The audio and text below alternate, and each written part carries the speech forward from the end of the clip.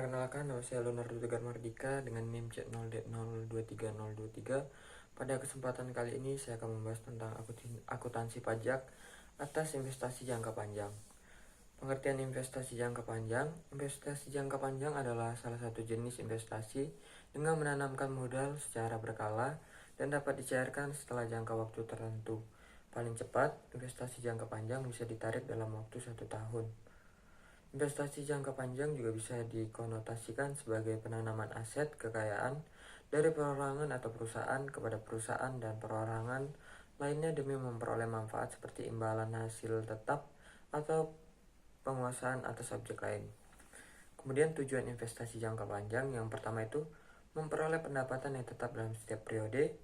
Yang kedua itu mengurangi persaingan yang terjadi antara perusahaan serupa. Yang ketiga itu mengarahkan dana khusus sebagai contoh dana untuk kepentingan sosial atau dana untuk kebutuhan ekspansif suatu perusahaan. Yang keempat itu menjadi pengendalian perorangan atau perusahaan dengan sertifikat kepemilikan sebuah usaha. Jenis-jenis investasi jangka panjang yaitu ada saham, obligasi, investasi jangka lainnya itu termasuk properti, kemudian asuransi. Nilai perolehan investasi jangka panjang meliputi harga pembelian, biaya broker, pajak, biaya lain-lainnya. Investasi jangka panjang dalam saham. Dilansir dalam situs Bursa Efek Indonesia, saham dapat didefinisikan sebagai tanda penyertaan modal seseorang atau pihak dalam suatu perusahaan atau perseorangan terbatas. Penghasilan dari saham berupa dividen, capital gain. Kemudian investasi jangka panjang dalam saham, nilai yang dibukukan yaitu nilai perolehannya. Bila terjadi pengurangan nilai saham yang cukup material dan bersifat permanen, maka selisihnya dapat diperhitungkan sebagai kerugian yang dibebankan ke L atau R dan rekening cadangan perusahaan investasi. Namun, ketentuan pajak tidak memperkenankan pengurangan nilai tersebut sebagai biaya.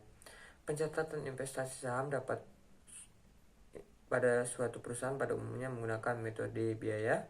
Kemudian ada metode ekuitas. Penerapan metode biaya dan metode ekuitas. Kalau kepemilikan saham di bawah 20% itu menggunakan metode biaya. Kepemilikan 20% sampai 50% menggunakan metode ekuitas. Sedangkan kepemilikan di atas 50% itu menggunakan konsolidasi.